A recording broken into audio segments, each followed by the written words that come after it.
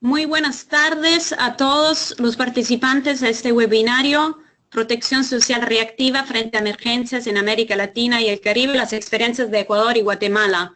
Es un gusto hablar con ustedes y bajo los auspicios de la plataforma socialprotection.org. Siguiente. Este webinario es una parte de una serie de webinarios sobre un tema de creciente interés global y regional y es el primer webinario que se enfoca en la región de América Latina y el Caribe y con la participación del Programa Mundial de Alimentos y de Oxford Policy Management, OPM. Para las preguntas, después de las presentaciones, habrá una posibilidad de debate de una media hora. Si ustedes pueden inserir y escribir sus preguntas en la chat box al lado, que pueden ver del webinario, y también en las páginas sociales, redes sociales. Bueno, antes de todo quisiera presentarme, soy Francesca De Celle, soy oficial de Políticas y Programas del Programa Mundial de Alimentos basado en Panamá. Tengo una vista al canal de Panamá aquí. Estoy muy contenta de estar aquí hoy como moderadora junto a nuestro aliado Oxford Policy Management y mi trabajo esencialmente es de apoyar a 11 países de la región en protección social, particularmente con un enfoque en seguridad alimentaria y nutricional y también hacia que esos sistemas nacionales de protección social sean cada vez más reactivos ante emergencias. Quisiera presentar ahora a los presentadores. Rodolfo Beasley es un economista,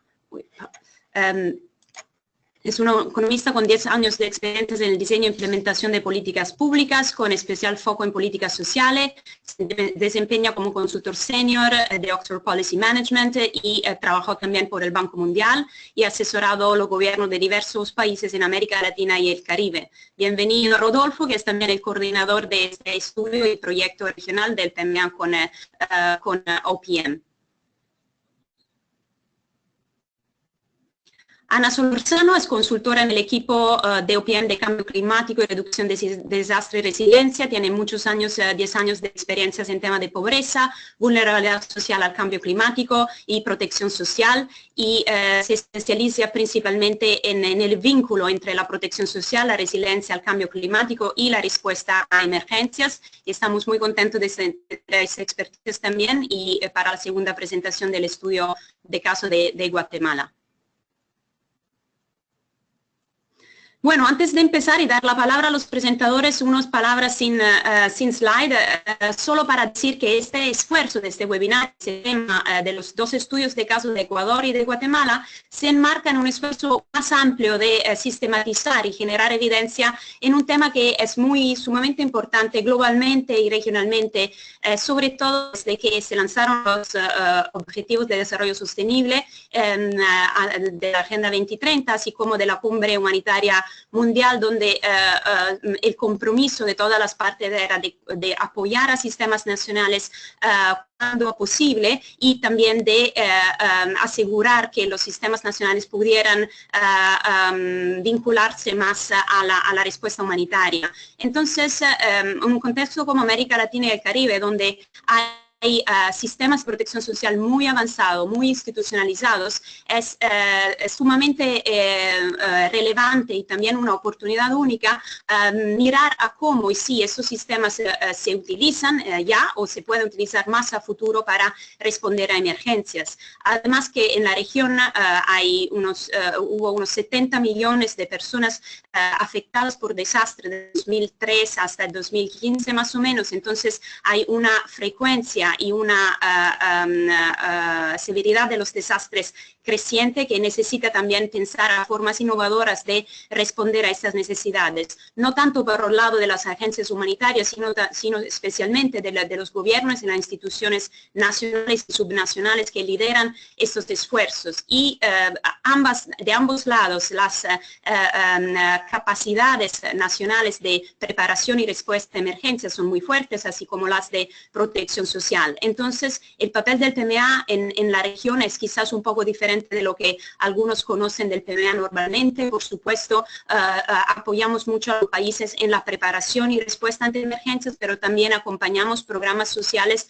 de protección social que están encaminados a lograr el objetivo de desarrollo 2 mayormente de seguridad alimentaria y nutricional, y también a mirar cómo se puedan vincular las dos áreas de trabajo para poder atender mejor a las poblaciones más vulnerables en tiempos de crisis, así como para situaciones de vulnerabilidades crónicas. Cabe destacar también que el PMA trabaja en la región mayormente con transferencias condicionadas, más del 60% de nuestra asistencia directa en complemento y apoyo a los programas nacionales es en efectivo, en transferencia de efectivo, entonces también aquí se resalta un interés de mirar cómo utilizar y poder utilizar los sistemas que existen para transferencias de gobiernos.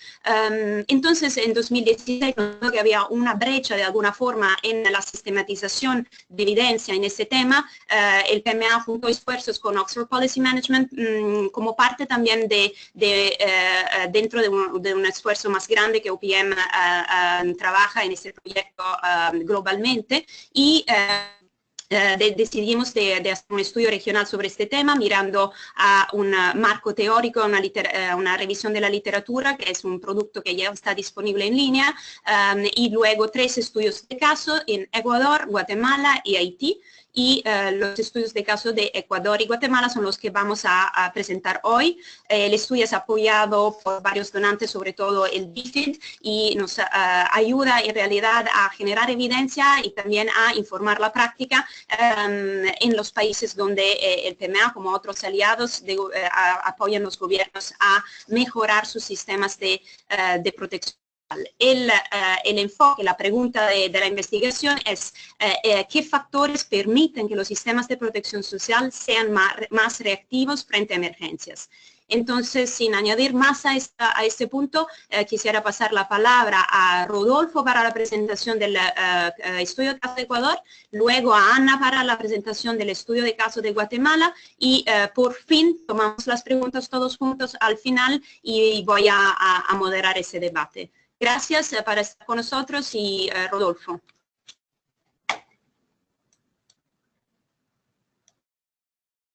Hola, bueno, muchas gracias Francesca, y gracias a todos los que están del otro lado. Bueno, como bien dijo Francesca, este es uno de los 3 estudios de caso de esta investigación regional. Realizamos el trabajo de campo a fines del año pasado. Esto es más o menos 6 meses después de que Ecuador sufriera un terremoto bastante grande y sobre el cual nuestra investigación se centra, ¿no? La siguiente slide, por favor. Bueno, siguiente slide, comenzamos con la agenda y vamos a cubrir los siguientes temas. Siguiente slide. Vamos a empezar con describiendo la situación, ¿no? La emergencia y el contexto un poco del sistema de protección social en Ecuador. Luego nos vamos a preguntar si el sistema de protección social estaba preparado para responder a emergencias. Y aquí con el resto de los puntos nos vamos a focalizar en el sistema de protección social, no tanto en el de protección civil, que por supuesto tiene un rol importantísimo en la respuesta a emergencias. El tercer punto que vamos a cubrir es si la respuesta a través del sistema de protección social fue efectiva, y a describir un poco la experiencia, y por último vamos a resaltar algunas lecciones aprendidas, ¿no? Siguiente slide, por favor.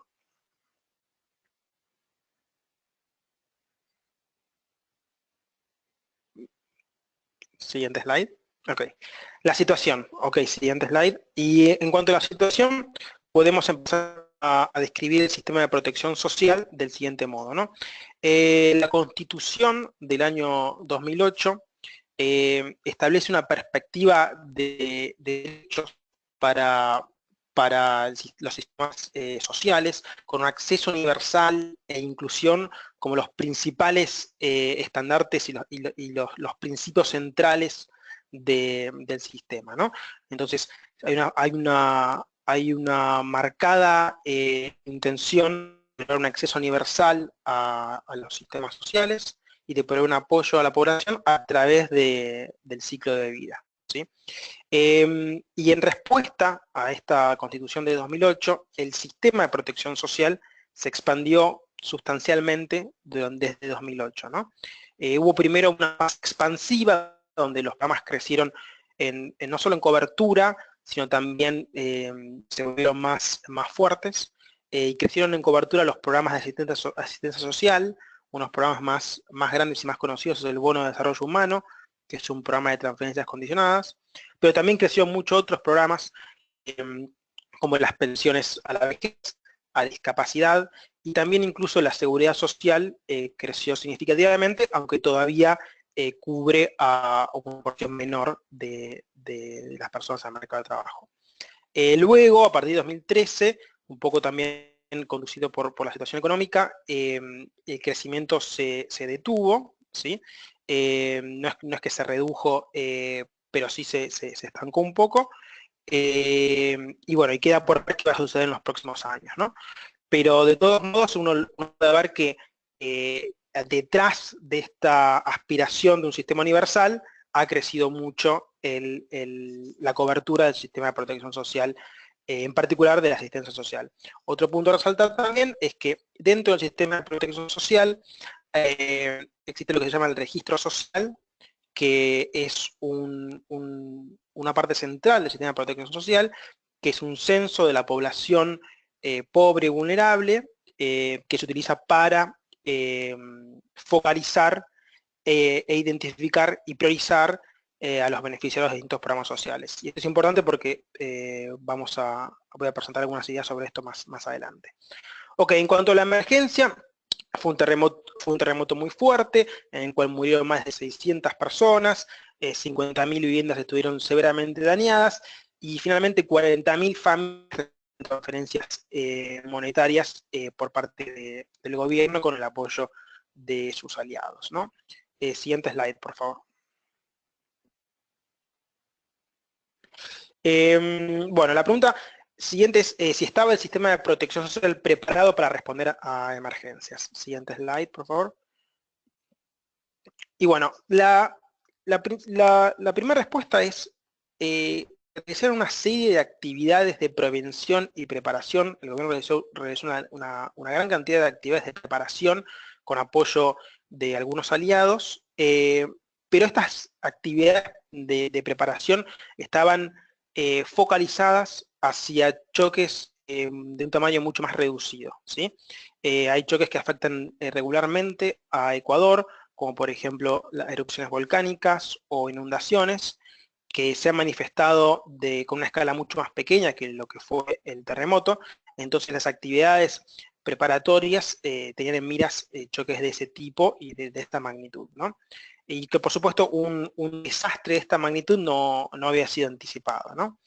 Siguiente slide, por favor.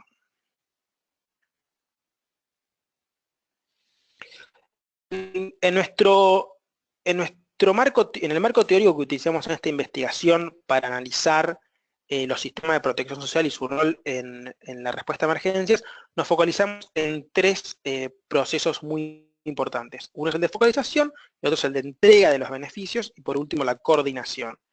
Esto no significa que no haya otros procesos que no sean importantes, y por supuesto que los hay, pero estos son los centrales y nos focalizamos en ellos, ¿no?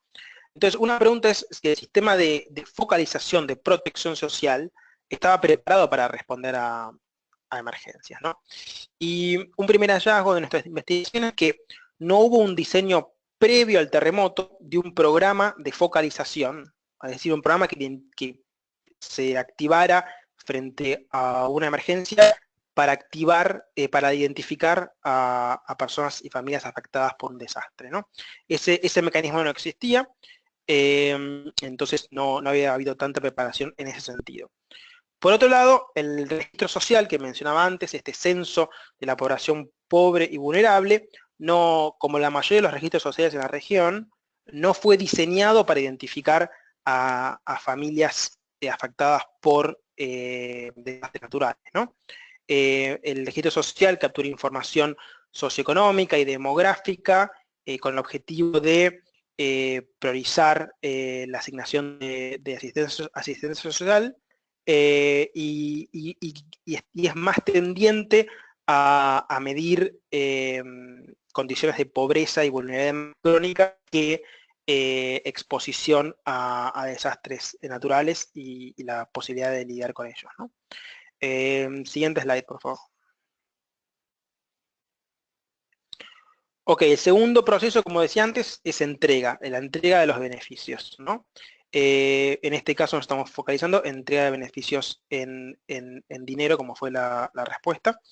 Y el sistema de asistencia social cuenta con un mecanismo de pago muy amplio que es realizado a través del sistema bancario, el MIES, que es el ministerio encargado de los programas de asistencia social, cuenta con convenios con una amplia gama de entidades financieras, públicos, privadas, también cooperativas, lo que le permite tener una cobertura muy, muy grande y llegar a áreas bastante remotas.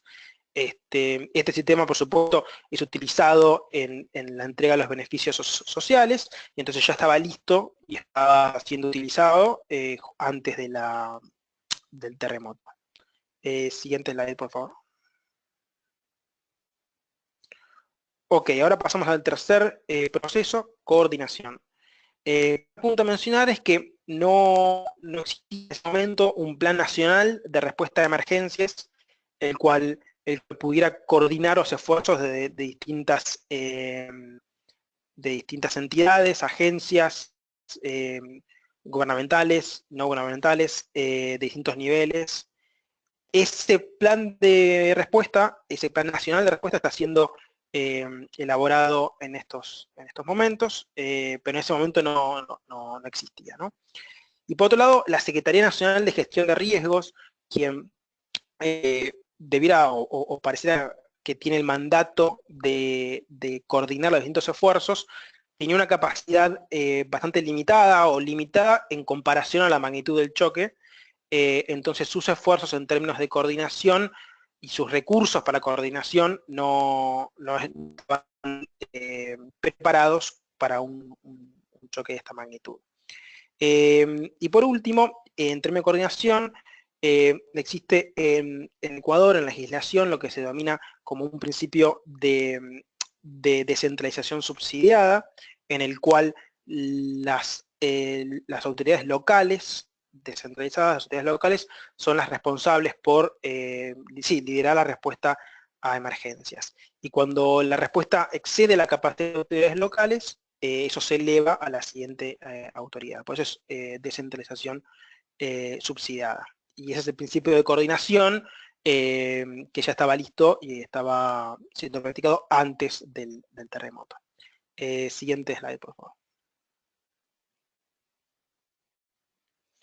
Ok, ahora la pregunta es si fue efectiva la respuesta del sistema de protección social. Siguiente slide, por favor. Entonces la respuesta del sistema de protección social fue innovadora y fue efectiva. Fue innovadora porque no hay muchos casos en la región de sistemas de protección social respondiendo a choques, a desastres naturales de esta magnitud, ¿sí? Y bueno, fue innovadora porque terminó alcanzando a 40.000 familias con un apoyo monetario, utilizando sistemas y procesos que ya existían y ya habían sido probados, ¿no? La respuesta en particular a través de las transferencias monetarias experimentó algunas demoras y desafíos de las cuales voy a explicar ahora. Y el otro punto también es que fue innovador también la respuesta en el rol que tanto el gobierno como sus aliados, y en particular el PMA, jugaron a la hora de responder, no solo estableciendo una respuesta, a veces como sucede, paralela, sino utilizando los sistemas que ya estaban siendo utilizados por los programas de transferencias regulares. Siguiente slide. Ok, entonces la respuesta se puede dividir en tres etapas. La la primera etapa fue una respuesta, una asistencia en especie, alimentos y artículos de primera necesidad. Luego la asistencia monetaria y por último una asistencia habitacional. Esto es un modo esquemático de presentarlo, por supuesto que hubo, pues no fueron 3 etapas tan marcadas, pero sí hubo estos 3 tipos de apoyo, además de otros. Y nosotros, siguiente slide, en esta presentación nos vamos a focalizar en la asistencia monetaria, en la etapa número 2. Siguiente slide. Ok, la asistencia monetaria. El gobierno asistió a la población damnificada con 2 tipos de bonos, de transferencias monetarias. El bono AAA, que se llama bono acogida, alquiler y alimentación, que se entregó a familias registradas en el RUD. El RUD es el Registro Único de Damnificados y es un censo de la población damnificada, ¿sí? Un censo que fue realizado al principio a demanda, la gente se acercaba y se inscribía, y después también el gobierno fue proactivo y fue a buscar a aquellos que habían sido afectados y no estaban en el RUD. Es un registro de familias damnificadas, ¿sí? Entonces, para beneficiarse del bono AAA, uno debía estar en el RUD, y después este beneficio se dividía en un subsidio que se entregaba o a las familias acogidas, a las que recibían a familias afectadas, o a los locatarios, y se les entregaba una transferencia de $35 por mes durante 6 meses. Y por otro lado, se le daba también un subsidio a la familia afectada de $100 por mes durante 3 meses. Este último subsidio se lo llamaba subsidio de alimentación y era por supuesto para apoyar la alimentación de las familias afectadas. Siguiente slide. El segundo bono es el bono de alimentación rural, que es básicamente lo mismo que el bono de alimentación anterior, pero sin la necesidad de que la familia se esté albergando con una familia de acogida o esté alquilando un nuevo lugar, ¿sí? De igual modo, tienen que ser familias que están en el RUD y recibían $100 por mes durante 3 meses. Siguiente slide, por favor.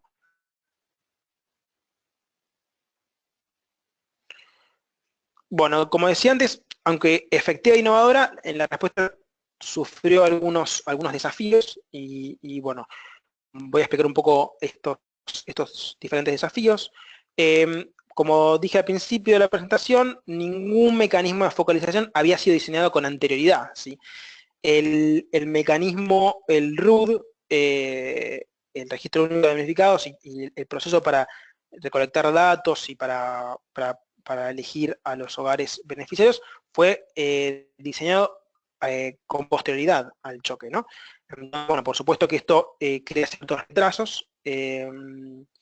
Hubo bastantes dificultades en el diseño porque, bueno, no tenía tanta experiencia en este tipo de choques y por supuesto que diferentes ministerios y entidades necesitaban diferente tipo de información para identificar a la población damnificada y beneficiaria, y entonces hubo un proceso hasta poder diseñar el instrumento. Hubo desafíos en términos de recolección de datos y demás, ya que, bueno, hubo que diseñar todo el instrumento. También hubo algunos desafíos con el diseño de los bonos, porque estos bonos tampoco habían sido diseñados con anterioridad, entonces hasta que se logró definir, no sé, por ejemplo, la elegibilidad, el monto y demás, también llevó un tiempo. Hubo desafíos importantes con la plataforma informática. Esta plataforma es la plataforma utilizada para la entrega de subsidios de asistencia social y utilizada por el MIES frecuentemente, pero por supuesto, nuevos bonos requerían algunos cambios a la plataforma también su tiempo. Y después algunas barreras administrativas, por ejemplo, la información y los documentos que las personas que aplicaban, las personas que estaban en el RUD debían presentar y cuando aplicaban los bonos, bueno, también quedó ciertos retrasos o desajustes. También, por último, en los 3 pagos del bono de alimentación, entre el segundo y el tercer pago, MIES, el ministerio encargado del programa, debía realizar, estaba estipulado que debía realizar una visita de verificación a los hogares con familias de acogida o alquilando para verificar que esa fue la situación, ¿no? Sin embargo, la capacidad del MIES para realizar esto fue bastante desafiada, digamos, por la cantidad de visitas que deben hacer. Esto retrasó un poco el tercer pago, ¿sí? Siguiente slide, por favor. Entonces, como resultado, la mayoría de los beneficiarios del bono AAA recibieron el primer pago 3 meses después del terremoto. Esto no significa que no hayan sido asistidos con anterioridad, ¿no? Como mostré antes, había 3 etapas, y la primera etapa fue asistencia en especie. Entonces esa asistencia sí había sido recibida, pero la asistencia con transferencias monetarias, en la mayoría de los casos, se demoró 3 meses, motivos que recién comenté. Siguiente slide, por favor. Ok, otros aspectos a tener en cuenta y como para reflexionar para otras futuras experiencias.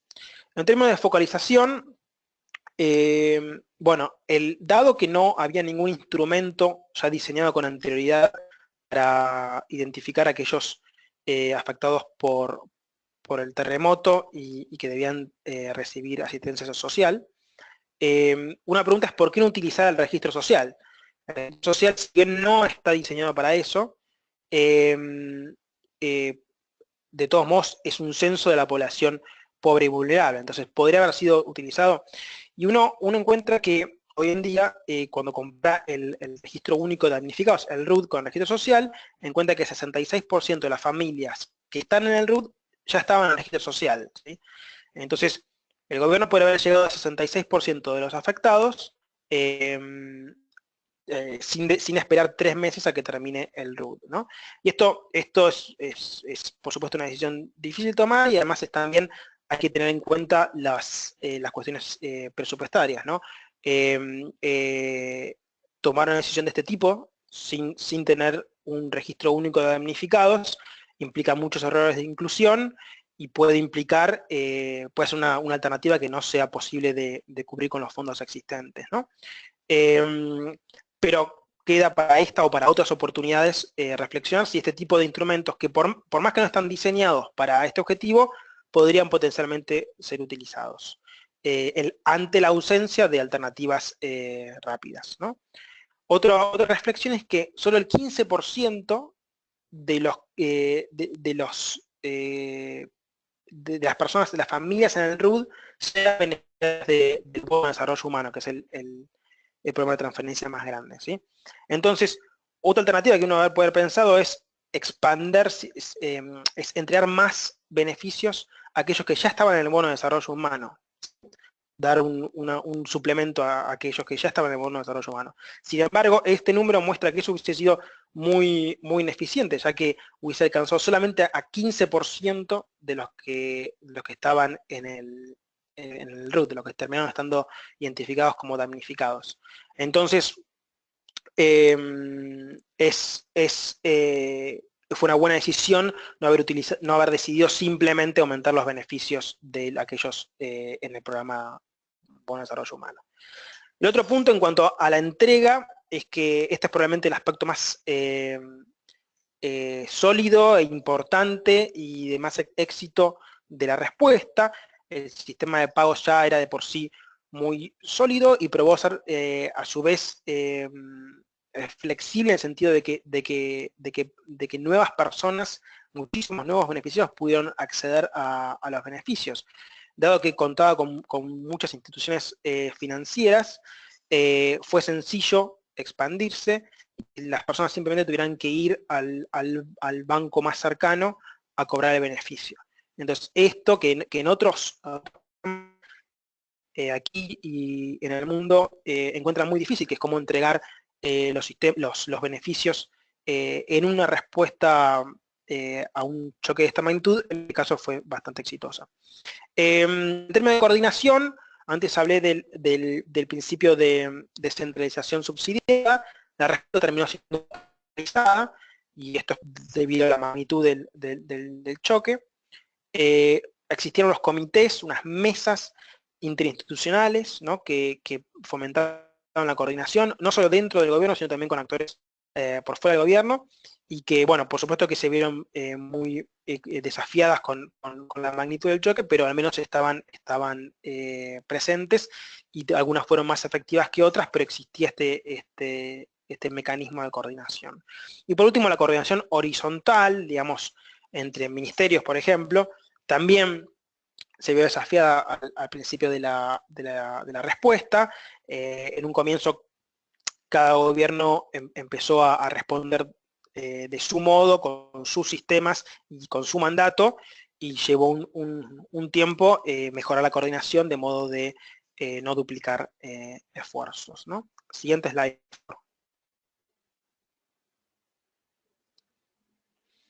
Ok, bueno, ahora pasamos a las lecciones aprendidas y con esto cierro mi presentación. El primer punto es que una adecuada preparación es indispensable para una respuesta rápida y eficiente, ¿no? La respuesta de Ecuador fue innovadora y fue efectiva, pero se vio perjudicada por no haber establecido determinados procesos con anterioridad. Y por supuesto, es difícil prever un choque de esta magnitud, pero una de las lecciones que nos deja este caso es que la inversión en la preparación de los sistemas es muy importante y puede acelerar y mejorar los procesos de respuesta, ¿sí?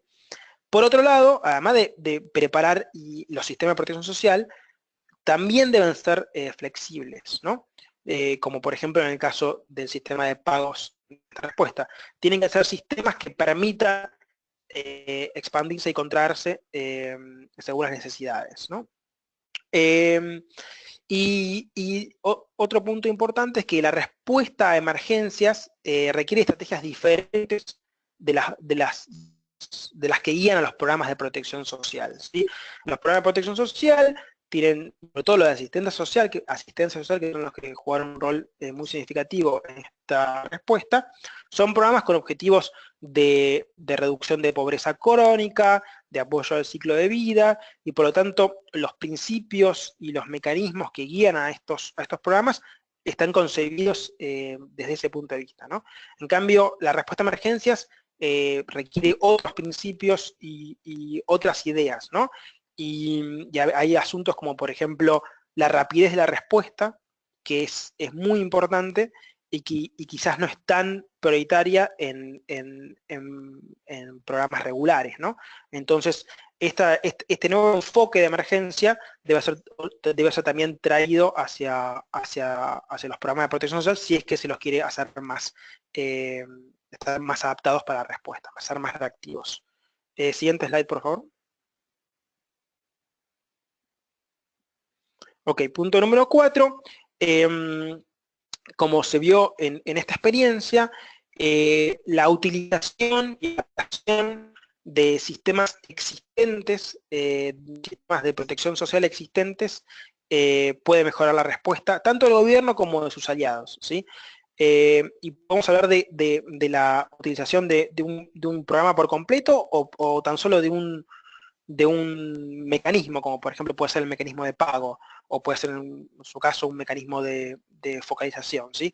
Pero la utilización y adaptación de estos sistemas existentes, si tienen una cobertura amplia y son sistemas que la población conoce y confía y está habituada a utilizar, puede permitir que la respuesta del gobierno y de sus aliados sea mucho más efectiva, ¿sí?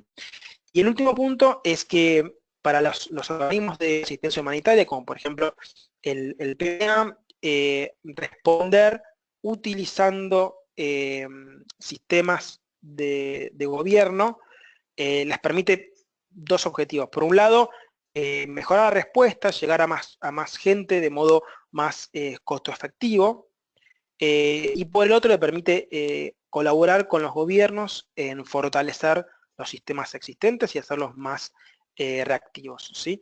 Entonces este doble rol es importante y es lo que los organismos de asistencia humanitaria tienen que, según nosotros, tienen que incorporar y reflexionar acerca de. Siguiente slide, creo que ya es la última. Bueno, muchísimas gracias. Después va a haber una oportunidad para preguntas que estaremos contentos en contestar. Y ahora le paso la palabra a mi colega Ana Solarzano, que va a presentar el caso de estudio de Guatemala. Muchísimas gracias.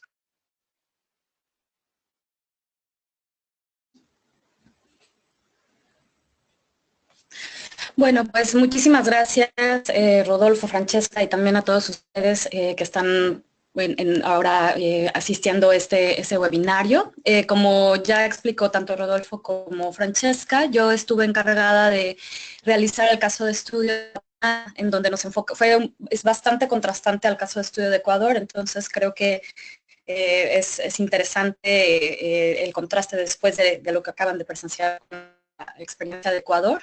Aquí nos enfocamos más en la respuesta de sequía prolongada en el corredor seco y también tuvimos un foco en resiliencia. Sí abordamos la parte de respuesta a emergencias, pero también la vinculamos con una cuestión de resiliencia. Siguiente, por favor.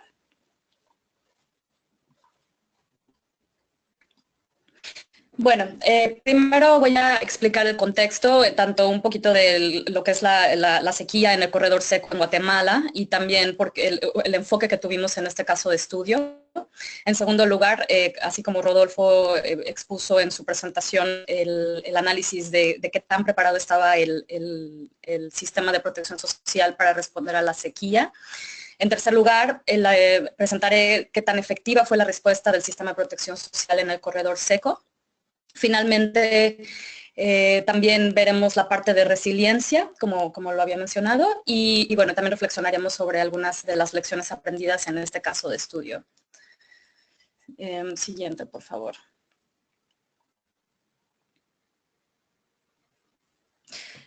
Bueno, es importante mencionar que un poquito del contexto de Guatemala, no solo por la cuestión de la sequía, sino también algunas de las cuestiones de su vulnerabilidad.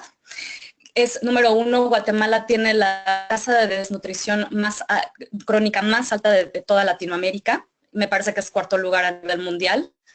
El gobierno recauda también la proporción más baja de impuestos en el mundo, que esto también se refleja en su gasto público y que por lo tanto afecta también los programas de protección social. Y bueno, también Guatemala, independientemente de la sequía, que ahorita mencionaremos un poco el tema, es el cuarto país con más riesgo de desastres en el mundo. Este es debido a su exposición, pero también a su capacidad de adaptación y a los diferentes impactos que recibe.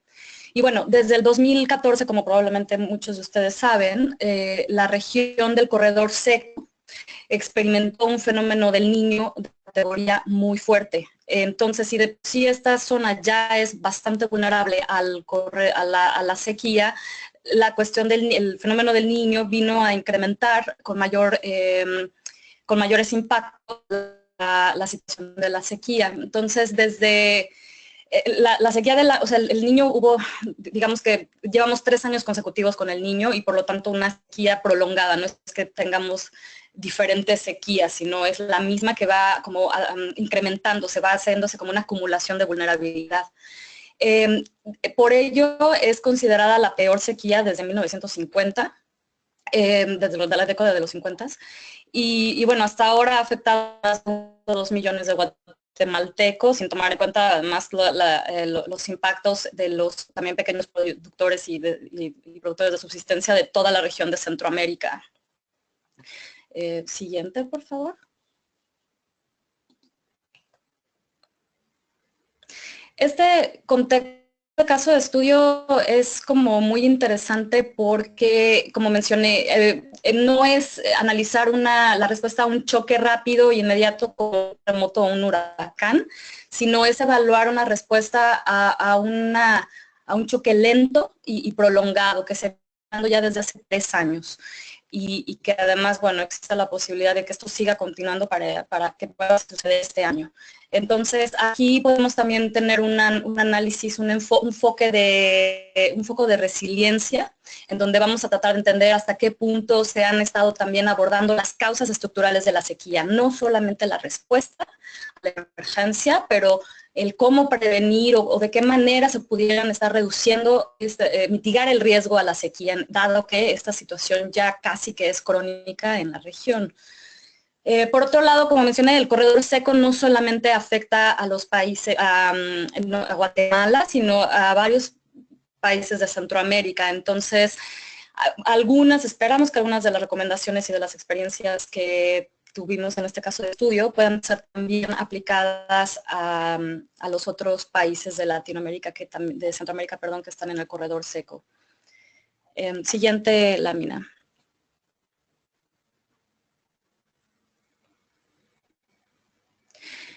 Bueno, no voy a dedicar demasiado tiempo a explicar el sistema de protección social en Guatemala. Solamente quiero decir de manera general que, bueno, en general probablemente ya lo saben, pero se considera que la protección social se puede dividir en dos, en la contributiva y en la no contributiva. La contributiva en general está más vinculada al trabajo formal, que en Guatemala es en realidad la proporción del trabajo formal contra el informal es muy pequeña. Entonces tenemos muy pocas personas que están siendo parte del sistema de seguridad social o de políticas activas de mercado laboral. Por la parte no contributiva, tenemos la asistencia social, que en este caso yo me enfoqué más en esa parte, porque en realidad la asistencia social se detonó a partir de las sequías severas que existieron en el país en 2008.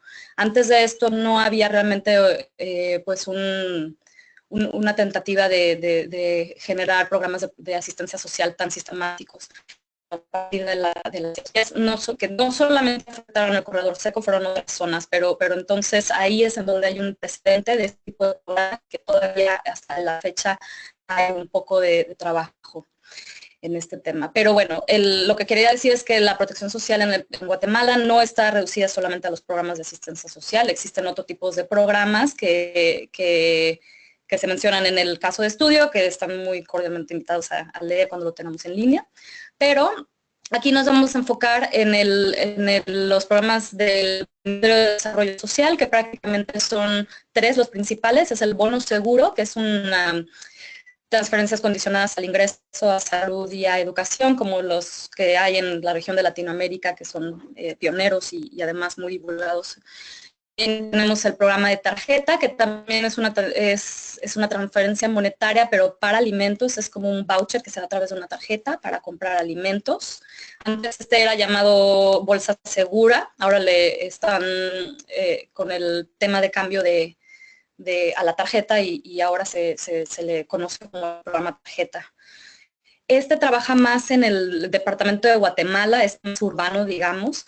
Y bueno, también tenemos los comedores seguros, que principalmente también ofrecen comida para poblaciones vulnerables, pero está focalizado principalmente al departamento de Guatemala y al de Escuintla. Entonces también tiene una carga un poquito más urbana que, por ejemplo, el bono seguro, que es un poco más enfocado al tema de las zonas rurales.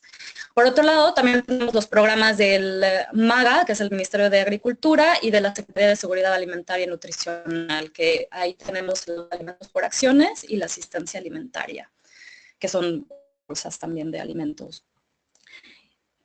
Siguiente lámina, por favor. Bueno, vamos a ahora analizar el sistema de...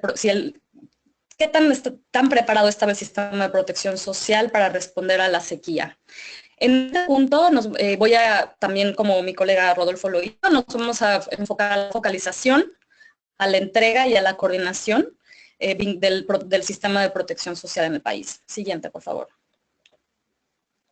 En temas de focalización, Los programas de asistencia social, en particular los MIDES, los del Ministerio de Desarrollo Social, no están diseñados para responder a la sequía en el corredor seco. O sea, originalmente surgieron como una respuesta a una emergencia a la sequía en el país en 2008, pero no hay una sistematización de estos programas para responder a la sequía en el corredor seco. Lo que nos encontramos es, número uno, una baja cobertura de los programas. También los programas carecen de continuidad, les van cambiando los nombres, también va cambiando la focalización, van cambiando los montos, entonces no hay una continuidad cada vez que hay un cambio de gobierno. Y bueno, como había mencionado, los programas de TMC para el de tarjeta y el de comedores están más enfocados en las zonas urbanas, entonces ni siquiera cubren la región del corredor seco.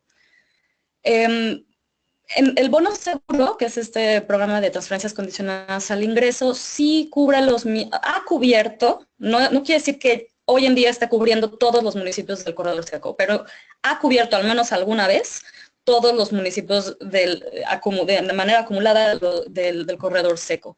Entonces, en realidad, potencialmente, sí existe la focalización para que el programa pudiese se pudiera escalar, por ejemplo, para dar respuesta a la sequía prolongada, pero no está sucediendo aún. Sin embargo, es importante mencionar que sí se están realizando esfuerzos para mejorar el sistema de focalización. En particular, estos esfuerzos están liderados por MIDES, están también tratando de no solo mejorarlos y sistematizarlos, sino también de transparentar los registros de beneficiarios. Entonces, por ejemplo, han cruzado las listas de beneficiarios que ellos tenían con el Registro Nacional de Personas y ahí entonces tratan de identificar cuando cruzan esos datos coinciden, entonces los toman como que esos datos son viables y confiables. También están haciendo criterios de evaluación más robustos y más claros basados en la evaluación de necesidades. Y una cosa muy interesante es que con el programa de tarjeta, el de tarjeta para alimentos, que es el que se aplica más en zonas urbanas, están introduciendo la tarjeta, que además tiene un sistema de georreferenciación de los hogares. Entonces, potencialmente esto, por ejemplo, para emergencias es muy interesante, porque tú puedes si hay alguna, aun cuando no sea vinculada a la sequía, pero si hay, por ejemplo, alguna inundación, un huracán, alguna cuestión, un terremoto, los hogares ya están georreferenciados y de esa manera también entonces se puede hacer como escalar o hacer un incremento al monto de la tarjeta y ahí dar un apoyo a los beneficiarios que han sido afectados por alguna emergencia. Pero esto no está sucediendo en el corredor seco, ¿no? Esto es algo que potencialmente podría funcionar. Siguiente, por favor.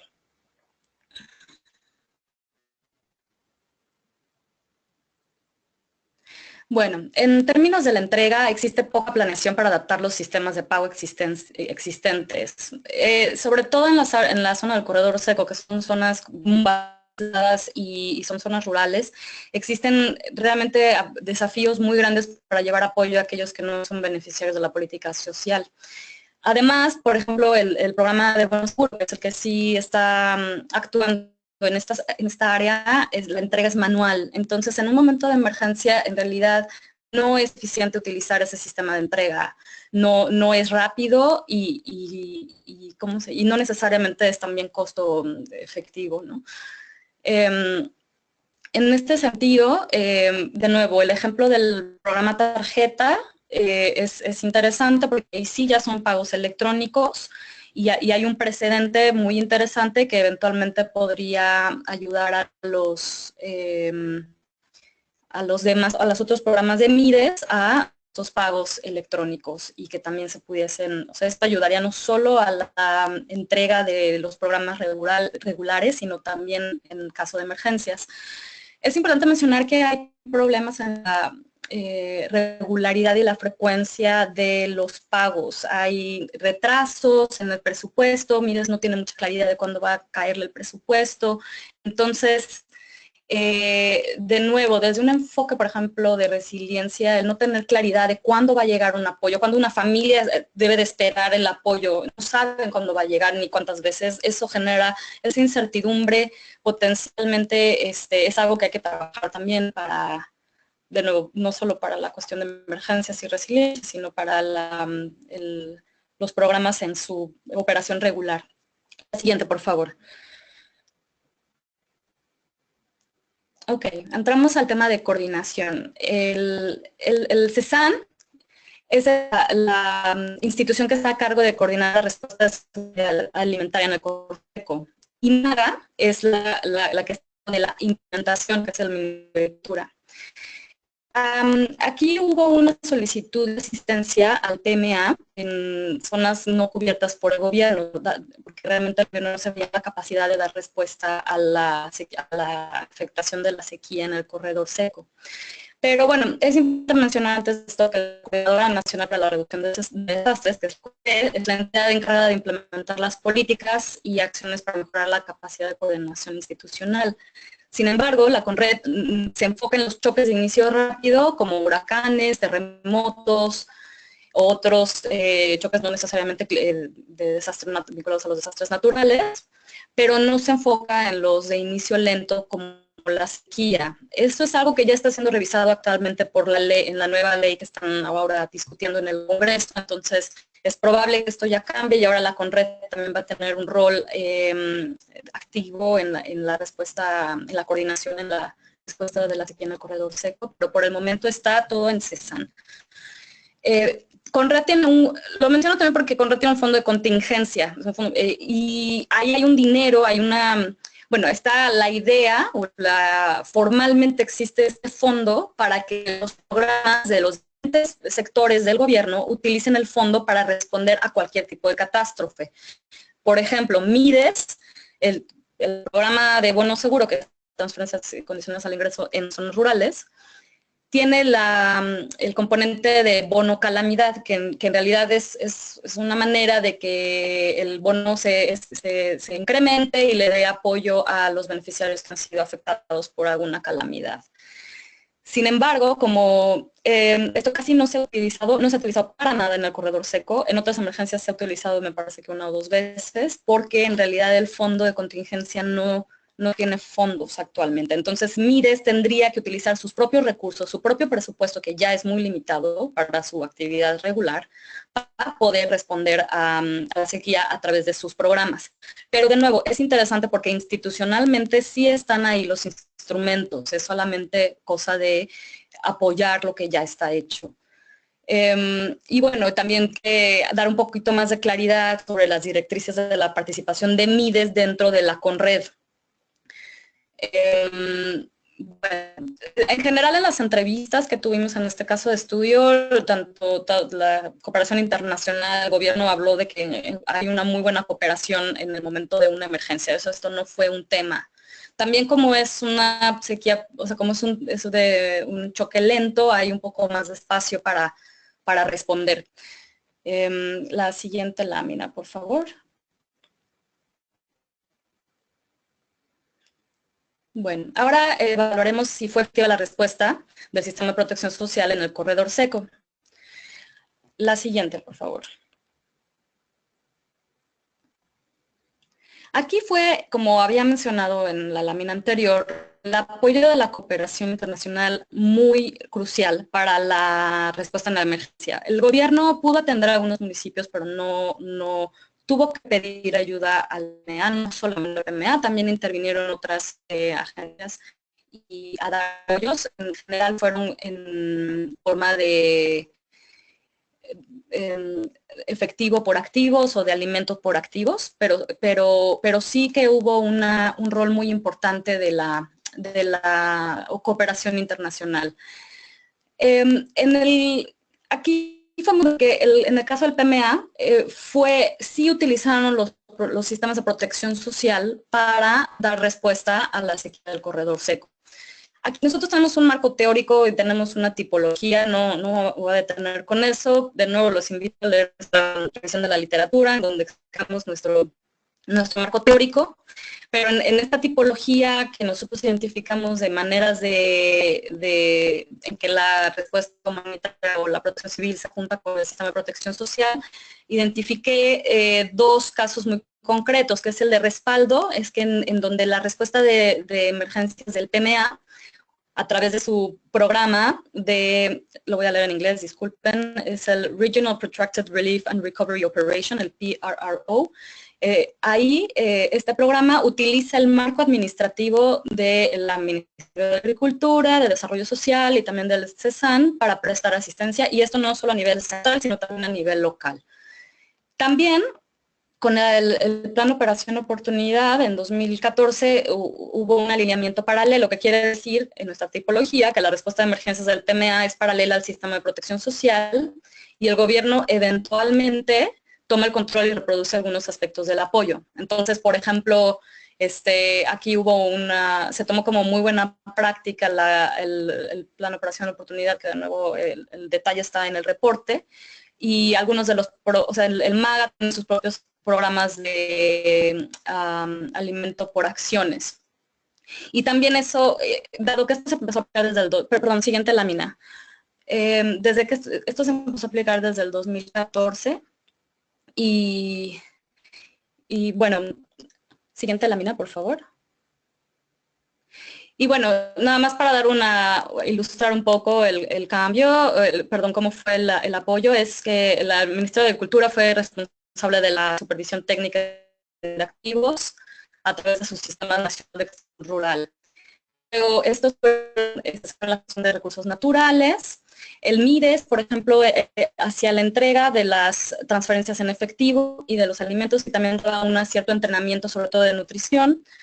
Y bueno, sobre la base de estos resultados, más tarde el MAGA apoyó este modelo de alimentos por acciones, como ya lo había mencionado, y es percibida, esta práctica de la operación oportunidad es percibida como una muy buena práctica entre los diferentes entrevistados. Siguiente, por favor. Ok, bueno, aquí voy a analizar rápidamente el tema de resiliencia. Ya sé que estoy un poquito ya con el tiempo encima, entonces no me voy a detener mucho. La siguiente, por favor.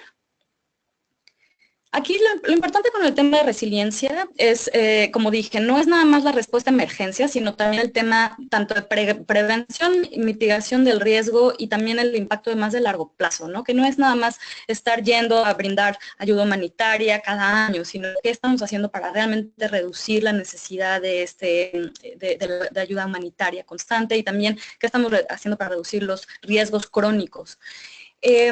Como he mencionado aquí, en el corredor seco la prioridad ha sido una respuesta a emergencias y no un enfoque de resiliencia.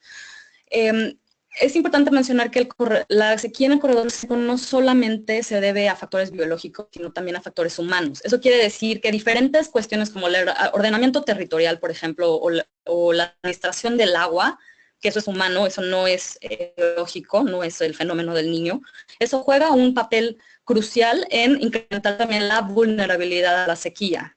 Entonces, estos aspectos que son también del lado humano se tienen que confrontar. Pero esto requiere, por ejemplo, no solamente aumentar la productividad de los trabajadores, de los agricultores y toda la parte de la demanda, sino también reforma a la ley del agua, pensar en cómo administrar mejor el agua, el ordenamiento territorial, etcétera. Y esto obviamente va mucho más allá de lo que la cooperación internacional hace en la respuesta humanitaria, o lo que los programas de protección social actualmente hacen, sobre todo los de asistencia social. Pero, sin embargo, eso quiere decir que sí esto exige un nivel de colaboración mucho más intenso al que está viendo por ahora, y también un cambio casi que de enfoque un poco más de largo plazo, y que además que los apoyos que se den sean con una perspectiva más de largo plazo y no solamente responsiva. Otra cosa que es importante es que las estructuras gubernamentales no tienen la capacidad para también dar este enfoque más estructural. Pero bueno, hay esfuerzos, hay experiencias interesantes, eso ya lo discutiré ahora en las lecciones aprendidas. No hay que inventar la rueda, ¿no? Es manera de encontrar cómo fortalecer lo que ya se está haciendo. La siguiente, por favor. En el tema de resiliencia, es súper importante abordar la vulnerabilidad de la sequía desde una perspectiva estructural y superar el enfoque exclusivo de respuesta humanitaria. No quiere decir que vamos a dejar de hacer respuesta humanitaria, esto va a continuar, pero también tenemos que empezar a pensar en cómo meter esta perspectiva más estructural. También necesitamos proporcionar oportunidades para aumentar la productividad de los agricultores. También esta cuestión de las transferencias, desde un enfoque de resiliencia, las transferencias en efectivo deben de ser más predecibles. La gente debe de saber que va a recibir tal día, porque así ellos empiezan a realizar sus estrategias autónomas de adaptación y pueden planear con antelación. Que si no saben cuándo llega la ayuda o cuándo llega el programa de bono, pues entonces ahí realmente no hay una sinergia con lo que la gente ya de por sí hace de manera autónoma. Y bueno, y los programas de alimentos o de transferencias por activos deben también considerar sus impactos de resiliencia a largo plazo. De alguna manera lo hacen con el tema de los activos, que estos deben de tener un impacto a largo plazo y no solo de corto plazo. Pero hay que ver cómo se puede integrar esto también con toda, por ejemplo, la información de proyecciones de cambio climático, etcétera, que ya existen, ¿no? La siguiente, por favor. Ahora voy a discutir brevemente las lecciones aprendidas de este caso. La siguiente. Como mencioné, hay que apoyar los esfuerzos gubernamentales para mejorar los sistemas de focalización y la entrega de la protección social. O sea, no hay que reinventar la rueda, hay esfuerzos que se están haciendo, hay muchas cosas que en el papel están ahí, existen los mecanismos, es solo cuestión de fortalecerlos. Hay que integrar también aspectos de técnicos y de calidad en el diseño cuando se realizan nuestros programas. Es importante en el caso de Guatemala construir gradualmente una red nacional de protección social, aun cuando todavía la protección social no toma tanta relevancia como a lo mejor en otros países de la región. Sí es importante que se fortalezca y se invierta en generar gradualmente una red nacional de protección social. Y bueno, la cooperación internacional potencialmente puede ayudar a financiar y técnicamente los esfuerzos, no solo de Conred, como pongo en la lámina, pero también de MIDES, MAGA, etcétera. La siguiente. Bueno, el enfocar los esfuerzos para fortalecer la política social es también invertir en prevención. O sea, uno piensa que no, es que ¿para qué hago? O sea, sí es más costo efectivo, como había mencionado Rodolfo, pero también estás invirtiendo en el tema de prevención, porque en el momento que tú estás trabajando con el tema de reducción de pobreza, de alguna manera estás trabajando con el tema de reducción de vulnerabilidad. Entonces sí es importante trabajar el tema de la inversión en protección social. Potencialmente también progresiva y potencialmente la protección social en Guatemala podría tener esquemas para responder a emergencias y progresivamente podrían los programas, por ejemplo, incrementar su cobertura, mejorar sus sistemas de focalización, etcétera, pero es como progresivamente, no se puede hacer todo de una vez y esperar que un programa que todavía no está muy bien haga todo, ¿no? Eso es un poco erróneo. Yo creo que más bien tenemos que entender que primero tienen que cumplir sus objetivos específicos y después vemos cómo hacer sinergias con lo que ya existe. Y bueno, y vincular el tema de la coordinación de la respuesta a emergencia con lo de resiliencia de largo plazo. Y finalmente, bueno, eso es todo. La siguiente lámina es solamente para agradecerles a ustedes que siguen aquí escuchándonos en este seminario. Y ahora me parece que vamos a dar paso a sus preguntas. Y Francesca... Y estoy. Gracias, Ana, gracias, Rodolfo, muy interesante las dos presentaciones. Entonces, vamos a tomar algunas de las preguntas. Sigan escribiendo, por favor, todos, porque es muy importante el debate también en estos temas. Por primero, voy a pasar a Rodolfo dos preguntas que tienen que ver con el registro social y también la focalización de la respuesta al terremoto. Antes, sobre el registro social, un participante pide cómo garantizan en Ecuador que los registros de familias vulnerables y en pobreza incluyen realmente a ese tipo de familias. Y la segunda, que te la paso en conjunto, es al final cómo funcionó la focalización en ese término con el RUD, o sea, en términos de inclusión y exclusión del sistema. O sea, tomó más tiempo, pero en términos de efectividad de la focalización fue mejor, peor o fue medida de alguna forma.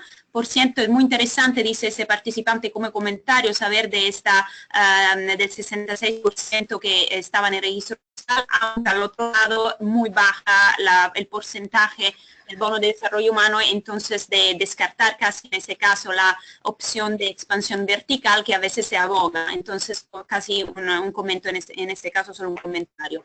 Y puedes tomar estas dos y luego te paso una tercera. Dale, gracias Francesca.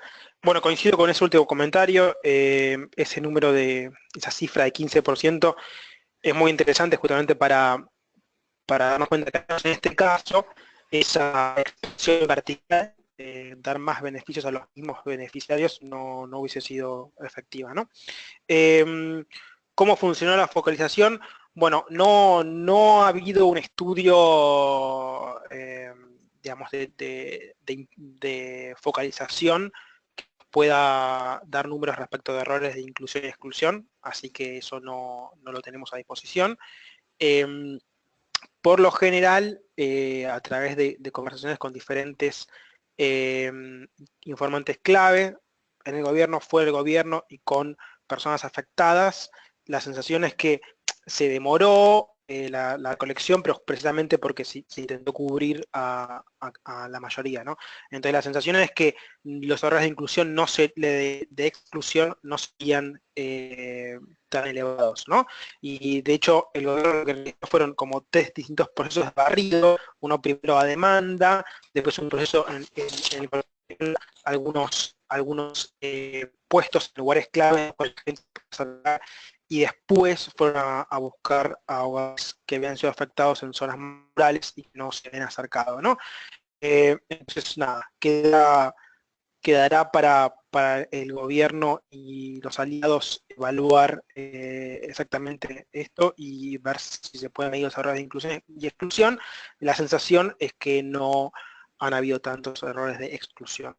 En cuanto a la otra pregunta, ¿cómo garantizar que este tipo de registro social incluya a las familias? No estoy seguro si la pregunta es sobre familias vulnerables y pobres, que es el objetivo del registro, familias afectadas por choques. Pero en ambos casos también, en cuanto a lo primero, a familias pobres y vulnerables, por supuesto que este tipo de registros siempre tienen algunos errores. Sin embargo, digamos, para los registros sociales hay 2 metodologías básicas, ¿no? Una es que es algo que Ecuador está analizando para hacer en el futuro, y es en el cual la gente se acerca a la oficina más cercana y presenta su información, y así entra el registro, y después la realización de censos, ¿no? Ir a todos los hogares, hogar por hogar, y recolectar los datos. La segunda opción es más cara y tiene sus problemas de que no se realiza con tanta frecuencia, pero una de las ventajas suele ser que cubre a prácticamente todos. En las regiones geográficas donde se realiza el censo, es otra cosa a tener en cuenta. Estos censos no se realizan a nivel nacional. Se utilizan mapas de pobreza y se eligen las ubicaciones geográficas, ¿no? Y en cuanto a las familias expuestas a choques, estos registros sociales no están diseñados para identificar a tales familias. Hay una experiencia que la cubrimos un poco en nuestra revisión de literatura, que es el caso de República Dominicana, donde el registro social está complementado y se recolecta información con el objetivo de poder también medir la exposición a desastres naturales de los hogares, ¿no? Pero no hay muchas más experiencias en la región. Francesca, no te escuchamos. Gracias, disculpa. Otra pregunta muy interesante trata el tema de financiamiento, que dice un participante que en la primera fase de la respuesta, de la planificación de la respuesta enseguida del terremoto, hubo una propuesta de crear con los fondos del aumento del IVA un fondo paralelo para financiar directamente la respuesta. Al final eso no pasó por una serie de razones política, pero en general es que para una mayor reactividad del sistema sería recomendable o no utilizar mecanismos de financiamiento paralelos a los sistemas presupuestarios ordinarios del MIES o de las otras entidades. Si puedes explicar un poco sobre los mecanismos de financiamiento utilizados en este caso. Bueno, sí, estoy al tanto de esas conversaciones iniciales y esas ideas de utilizar un mecanismo paralelo. La recomendación que nosotros nos gustaría compartir es que el sistema de financiamiento tiene que ser previsto con anterioridad, ¿no? Por supuesto que cuando eso no está realizado y se reacciona, bueno, se utilizan las alternativas posibles, ¿no? Entonces el sistema debe ser establecido con anterioridad. Y sistemas paralelos pueden ser utilizados. Hay algún caso fuera de la región, no conozco tantos casos en la región, pero diseñados con anterioridad, ¿no? En el caso de la respuesta en Ecuador, se terminó también utilizando el apoyo de organismos internacionales como el PMA para suplir la ausencia de algunos fondos, ¿no? Eso. Gracias. Y otras me quedo con Rodolfo, otras sobre focalización. ¿Cuál fue el rol del PMA en el desarrollo de la herramienta para la focalización? Bueno, el PMA asistió a la respuesta en una gran cantidad de actividades.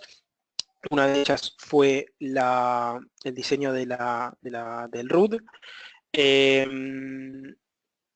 Como el resto de la respuesta, liderada por el gobierno y utilizando sistemas gubernamentales con apoyo técnico del PMA.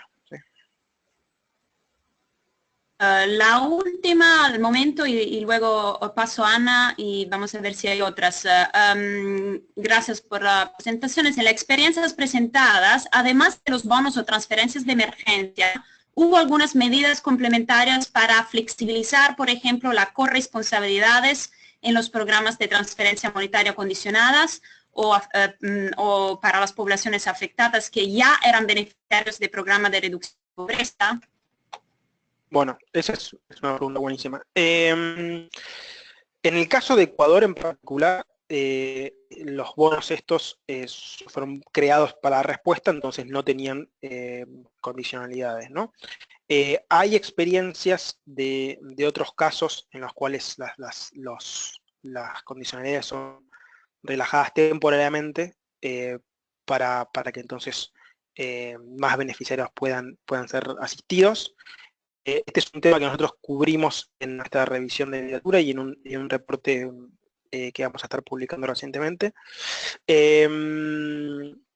Sí, es una estrategia ciertamente que estos programas pueden considerar para expandirse, relajar condiciones o requerimientos para poder llegar a más personas, ¿no? No fue el caso necesario en el caso de Ecuador en particular.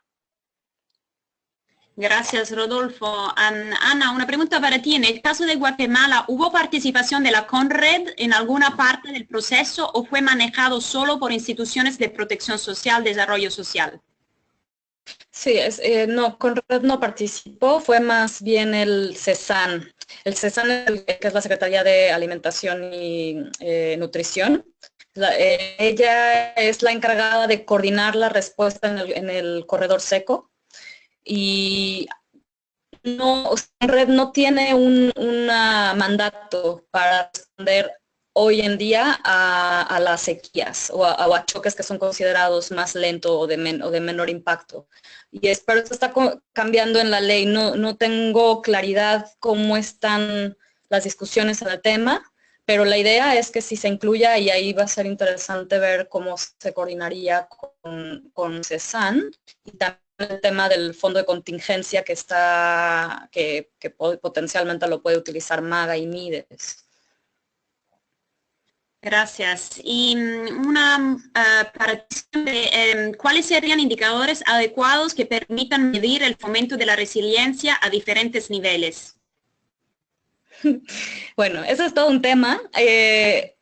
No, hay una discusión interesante sobre el tema y creo que una de las grandes problemáticas con el tema de resiliencia es que es un término que es como muy flexible, cambia mucho según la organización, cambia mucho también según el país, la región o para qué se va a utilizar.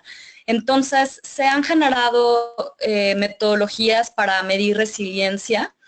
En general, me parece que los proxies que más se utilizan son capacidad adaptativa, Y bueno, ahí tendrías, por ejemplo, todo el tema de vulnerabilidad social, variables socioeconómicas, pobreza, etcétera.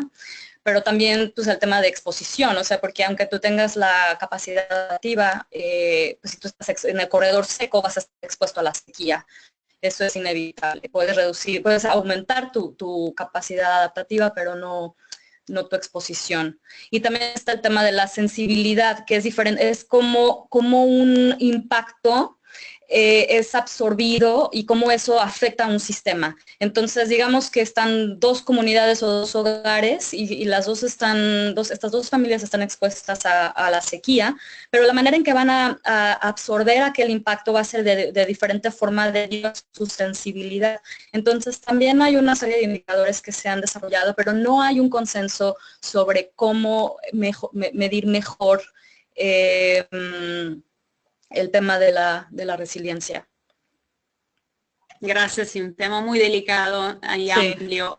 Otra pregunta muy buena. En el caso de Guatemala, ¿qué potencial se identificó en los esfuerzos, en los esfuerzos de ejecución de transferencias monetarias para idealmente identificar y empoderar a la mujer vulnerable a nivel individual y no meramente como un miembro más del hogar? O sea, enfoques de género para diferenciar la asistencia a las mujeres, ya que en ciertas áreas rurales tiende a ser el hombre del hogar que decide y delega los fines y usos de las transferencias. Un tema también muy relevante. Sí, no entendí la pregunta. O sea, es una pregunta de cómo fue el tema de género en la respuesta. Sí, Sí. Si hubo una atención específica o diferente para las mujeres y no solo para hogares. Sí, sí hubo, o sea, en el caso del PMA, a través del programa PRO, sí hubo y creo que esto es como también una línea estratégica del PMA, no es solo a partir de este programa. Hubo como la atención a grupos vulnerables, que eso incluyó mujeres y niñas, entonces se discutía, por ejemplo, cómo estos programas de alimentos iban a afectar a las mujeres también y si ellas en realidad lo iban a hacer los hombres, pero como esto no iba a tratar de intervenir con las actividades del hogar, incluidas las domésticas de la mujer. También se generaron algunos comités, esto no fue con el PRO, fue con el programa de resiliencia, que se generaron unos comités de mujeres tal cual, en donde se consideraban como las diferentes demandas, inquietudes de las mujeres, las comunidades también afectadas en el corredor seco. Y sobre concretamente los programas de MIDES, no necesariamente para la respuesta de emergencia, dice que hay algunos programas que que focalizan principalmente, están focalizados a las mujeres. Si ves las estadísticas, en realidad las beneficiarias respecto a los beneficiarios están más o menos iguales, pero no hay todavía una transversalización muy fuerte de la sensibilización de género. Hay una oficina, sé que están trabajando el tema, pero todavía no está tan fuerte el tema en lo que es el ministerio. Gracias, Ana. Una pregunta que es para los dos, quizás la paso a Rodolfo, un poco más amplia. Para ambos casos, ¿ha habido análisis de cómo se trata la población migrante internacional en la situación de emergencia? Gracias. Bueno, no fue el foco de nuestro estudio y por cuestiones de tiempo y demás no pudimos cubrir a cada población como nos hubiese gustado. En el caso de Ecuador en particular, sí ocurrió que, bueno, como dije en mi presentación, la definición de elegibilidad a los bonos llevó su tiempo, ¿no? Porque fueron creados después del terremoto. Y una cuestión en particular fue si las personas migrantes eran elegibles o no, ¿sí? Después, además, si eran elegibles, en esos casos sí, para ellos era quizás más difícil ir a cobrar los beneficios al banco si es que no tenían la identificación adecuada, ¿no? Entonces sí hubo un tema, y en el caso de los migrantes, en esta respuesta en particular, fue aún más tardía la respuesta porque llevó más de definir estos procesos. De todos modos, el el número de migrantes en esta situación fue muy, muy bajo. Pero bueno, de todos modos, nada, sí fue más tarde la respuesta en ese caso, ¿no? No sé si hay algo para mencionar del caso de Guatemala. Sí, bueno, en el caso no, en el caso, en realidad no hay receptores de migración en la zona, hay más como una migración temporal, que es de hecho una estrategia adaptativa de la zona. Entonces, justo cuando es momento de la sequía, en general, tanto hombres como las mujeres van y realizan trabajos en el campo, fuera de estos municipios afectados por la sequía, y van y regresan. Entonces, en ese sentido, no, creo que aquí la pregunta es de qué manera estos programas, por ejemplo, pueden apoyar, o al menos no porque están realizando estas estrategias adaptativas vinculadas a la migración temporal, que sean excluidos de recibir los apoyos, porque por ejemplo a lo mejor no pudieron cumplir con la condicionalidad, porque estaban trayendo ingreso extra para el hogar. Creo que por ahí sería más en el caso de Guatemala.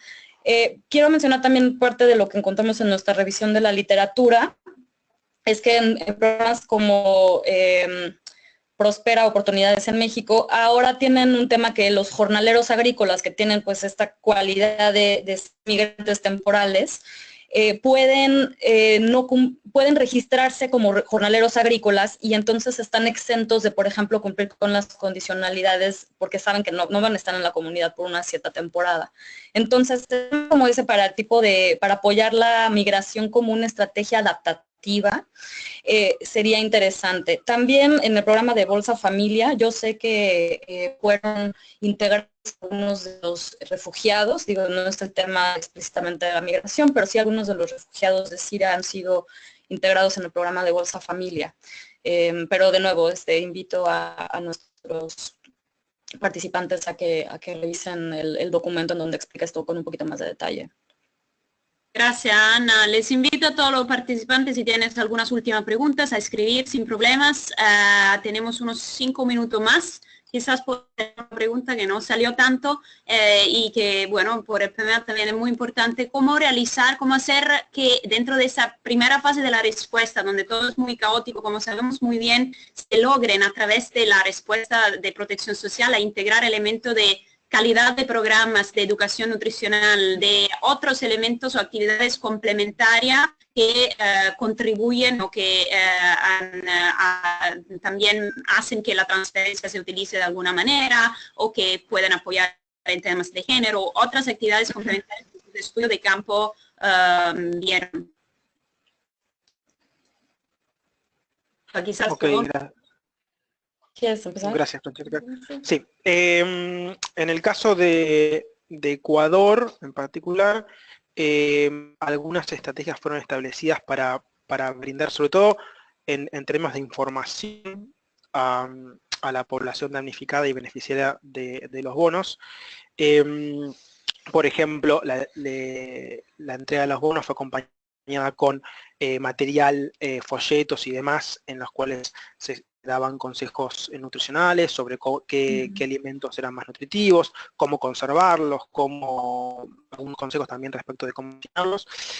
También había afiches en las oficinas del MIES a nivel local, y también un sistema de mensajería a través de telefonía móvil, en el cual, además de ser utilizado para avisar los días de pago y algunas otras cuestiones operativas, también con consejos en este sentido. Entonces, aún en momentos un poco caóticos, como es la respuesta inicial, que el objetivo por lo general es llegar a la mayor cantidad de gente del modo más rápido posible, este tipo de iniciativas puede dar información a la población que puede ser de utilidad, ¿no? Gracias, Ana. Sí, más añadiendo un poco, creo que pues justo un poco nuestro marco teórico trata esto de manera tal vez tangencial. En el momento que estamos hablando de qué tan preparados están los sistemas para responder a emergencias, yo creo que es ahí el tema crucial, ¿no? O sea, que tengas realmente una una coordinación muy fuerte, pero ex ante a la emergencia, que tenga sistemas de entrega robustos. Esto no solamente desde el lado de la política social, sino de la respuesta a emergencias. Tengas también un sistema de focalización también fuerte. Por otro lado, me parece muy interesante, regresando al tema de Guatemala, que el Ministerio de Cultura mencionaba que habían realizado un simulacro, no recuerdo exactamente en qué contexto fue, pero saben que van a estar expuestos a emergencias de alguna u otra manera y que van a tener que estar lidiando esto de manera crónica. Entonces, esta actitud de anticipar el riesgo, de prevención y de además vamos a ver cómo están nuestros sistemas, vamos a ver cómo reaccionamos, hagamos un simulacro, y identifiquemos dónde están nuestras fallas, fortalezcamos estos sistemas para que entonces cuando llegue el momento de la emergencia podamos ser lo más eficientes posibles. Eso, por ejemplo, me parece una experiencia interesante que podemos tomar de Guatemala. Gracias, Ana. Quizás, Rodolfo, la última pregunta, que es un poco, sí, buena forma, creo, de concluir este tema. ¿Cuáles serían las principales recomendaciones en términos de la preparación que se debe tener establecida para estar preparado a responder a través del sistema de protección ante un desastre? Protección social. Okay. Bueno, lo primero es invitarles a leer nuestros reportes, esa es la primera recomendación. Bueno, las recomendaciones serían, la primera recomendación y fundamental es, no todos los sistemas de protección social están listos para responder a emergencias, ¿no? Entonces, a la hora de invertir en fortalecer los sistemas de protección social, es importante ser crítico y cuestionar si es realmente conveniente, de acuerdo al país, de acuerdo a los choques y de acuerdo a la capacidad del sistema realizar esta inversión, ¿no? No es solo que, digamos, este es un debate global, el del rol de los sistemas de protección social, pero es importante no seguir esas tendencias sin hacer una evaluación minuciosa del sistema de protección social, ¿no? Si el sistema de protección social es incipiente y es todavía débil, quizás no sea la mejor herramienta para responder. En otros casos, en los cuales estos sistemas son un poco más sólidos y con mayor cobertura, entonces tiene que haber todo un trabajo de preparación. Y preparación básicamente en estos tres aspectos que mencionamos nosotros, en la que es focalización, es crear un sistema de focalización o adaptar los sistemas existentes para hacerlos más flexibles y para que capturen la información que se requiere para tomar decisiones. Esto puede implicar a los reales agregarles más información o que cubran zonas geográficas que están más expuestas a shocks, o establecer un mecanismo como por ejemplo el registro único de damnificados, pero diseñarlo con anterioridad, ¿no?